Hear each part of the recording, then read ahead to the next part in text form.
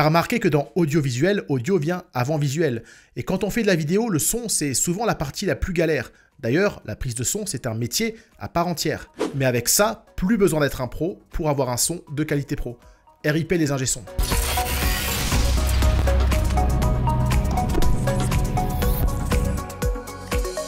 Encore une fois, j'exagère un petit peu, j'espère que tu l'auras compris. Salut, c'est Max, bienvenue dans ma séquence. Dans cette vidéo, je vais tout te dire au sujet de cette petite merveille technologique qui est le DJI Mic 2. De quoi sont capables ces micros, pourquoi ils sont absolument meilleurs que le modèle précédent, pour qui sont faits ces DJI Mic 2 et surtout, est-ce qu'ils sont faits pour toi? Mais d'abord, si tu apprécies mon contenu et que tu veux que j'en fasse plus, lâche un pouce bleu, abonne-toi à la chaîne et surtout, n'hésite pas à réagir en commentaire. Mais alors, c'est quoi exactement ces DJI Mic 2? C'est un dispositif de microphone sans fil de poche qui offre un enregistrement audio de haute qualité. Le Mic 2 a l'avantage d'être compatible avec tous les types de caméras, boîtier dédié, smartphone, caméra d'action et j'en passe. On peut même les relier à un ordinateur pour faire des lives par exemple. C'est donc a priori un outil idéal pour les créateurs de contenu en tout genre, mais on va essayer de savoir si c'est vraiment le cas. Pour ma part, je les ai reçus il y a une dizaine de jours, donc j'ai pu les tester dans pas mal de situations. Et la grande question, c'est est-ce qu'ils vont réussir à remplacer mon indétrônable Sony ICDTX 650B que j'ai toujours sur moi, toujours dans mon sac pour filmer des petites stories. On verra bien. En attendant, voyons ce qu'ils ont dans le ventre, ces DJI Mic 2. Alors, il faut savoir qu'il existe deux versions, une à 219 € et une à 349 €. Pour ma part, j'ai la version à 219 € et on va commencer par parler de cette version. Dans le pack à 219 €, on retrouve un émetteur, donc c'est le module qu'on va porter sur soi comme un micro-cravate. D'ailleurs, on peut lui brancher un véritable micro-cravate, un lavalier, si on veut un son de qualité encore meilleure. On trouve également un récepteur, donc ça c'est la partie qu'on va relier à sa caméra ou à son smartphone. Grâce aux différents câbles et adaptateurs qui sont fournis avec. On retrouve aussi dans la boîte des adaptateurs Lightning et USB-C en fonction du type de caméra ou de smartphone qu'on va utiliser. Et donc cet adaptateur, on va simplement le clipser au récepteur, c'est très simple à faire. Et après, on pourra le brancher au port USB-C ou Lightning de notre smartphone. On a bien sûr un câble audio mini jack pour relier le récepteur à un boîtier dédié. On a aussi un petit aimant qui est livré dans le pack et ça c'est super pratique. Ça va nous permettre de fixer très simplement le micro sur soi. Bon, on va faire la démonstration, hein. Donc voilà le petit aimant et voilà le micro, donc l'émetteur. Donc l'aimant, on va simplement le placer derrière son sweat ou derrière son pull ou son t-shirt. Et après, on ne le voit pas bien, je vais me déplacer. Et voilà, le micro est parfaitement placé. On peut d'ailleurs facilement le déplacer en déplaçant l'aimant qui est derrière. Voilà, si je le veux un petit peu plus bas par exemple, je vais pouvoir le mettre un petit peu plus bas. Ça tient super bien, hein. En tout cas avec un sweat, il n'y a pas de problème. J'ai essayé aussi avec une veste type doudoune, là c'est trop épais, ça tombe. On retrouve aussi dans le pack une bonnette anti-vent, donc ça c'est très utile hein, quand il y a du vent. C'est un système avec un petit clips, voilà, ça se met, ça s'enlève facilement et ça tient super bien. Et en plus, on a droit à une petite pochette de rangement pour ranger le tout, et ça, c'est toujours sympa. Comme je l'ai dit avant, il existe aussi une version à 349 €. D'ailleurs, la plupart des vidéos qu'on voit sur YouTube parlent de cette version à 349 €. Alors, qu'est-ce qu'elle a de plus? Dans cette version à 349 €, on va tout simplement avoir un deuxième émetteur et aussi un boîtier de charge. Alors moi, le deuxième émetteur, j'en avais pas besoin parce que j'en avais déjà reçu un avec le pack créateur de la DJI Pocket 3. Donc j'ai déjà deux émetteurs. Et honnêtement, le boîtier de recharge, je m'en passe, même si j'avoue que c'est très pratique. D'ailleurs, le boîtier de charge, vous pouvez l'acheter, je crois qu'il coûte environ 70 € sur le site de DJI. Alors ce boîtier de charge, il est pratique pour deux raisons, parce qu'il va permettre d'appairer en fait les émetteurs avec le récepteur, tout simplement en les plaçant dans le boîtier. Il n'y aura pas d'autres manipulations à faire.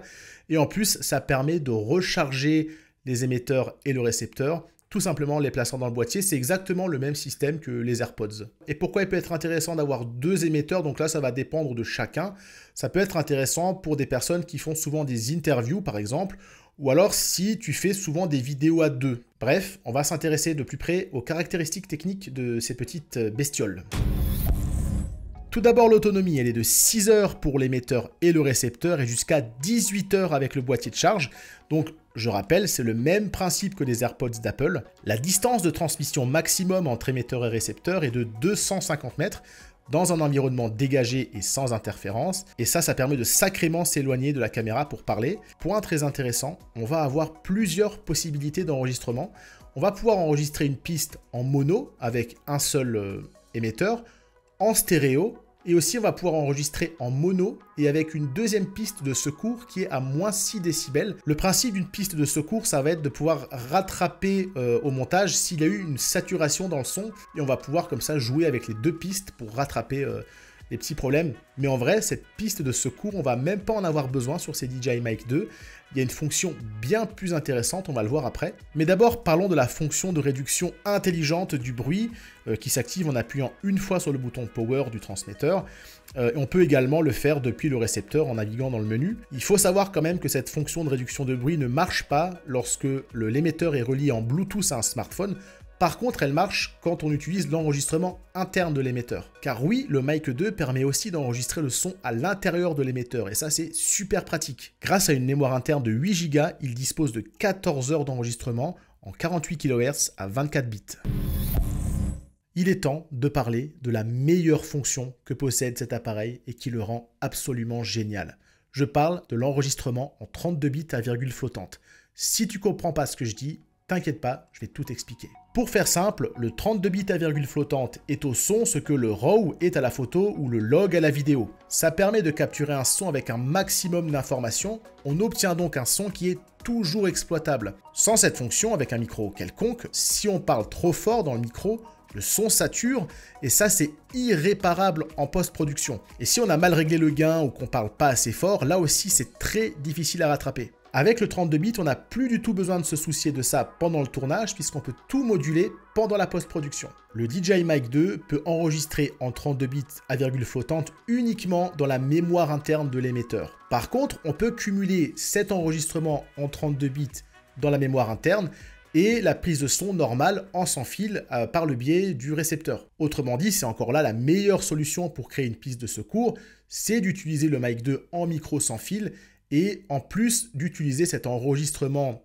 en 32 bits en interne pour pouvoir rattraper les problèmes au montage s'il y a des problèmes. Sinon, le Mic 2 dispose d'un filtre passe-bas qui permet d'atténuer certains bruits désagréables, certains bruits de fond, mais surtout le filtre passe-bas, ça va rendre la voix plus claire. Autre fonction sympa, l'émetteur contient nativement des presets de réglage en fonction de la caméra qu'on utilise. Ça, c'est très cool, hein. On a juste à sélectionner le modèle de sa caméra en touchant le petit écran ou en utilisant la petite molette crantée qui permet justement de naviguer dans les paramètres. Justement, elle est très pratique hein, cette petite molette parce que l'écran du récepteur est quand même un petit peu petit et ça, je trouve que c'est une belle évolution par rapport au modèle précédent.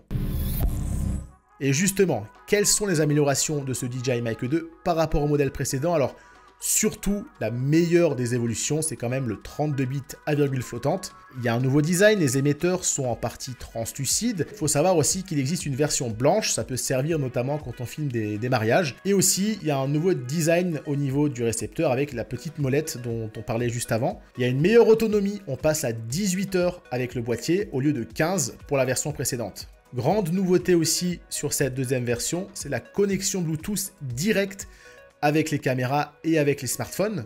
Alors attention, avec les caméras DJI, ça passe super bien. Avec la Pocket 3, la qualité est super. Par contre, avec les smartphones, c'est absolument dégueulasse. Je l'ai testé avec mon iPhone 15 Pro et honnêtement, c'est vraiment pas au point. Déjà, avec l'application photo d'Apple, ça marche pas. Va falloir passer par une application tierce comme Filmic Pro par exemple. Et honnêtement, le résultat est vraiment dégueu, hein. Il vaut mieux utiliser le micro intégré à son smartphone.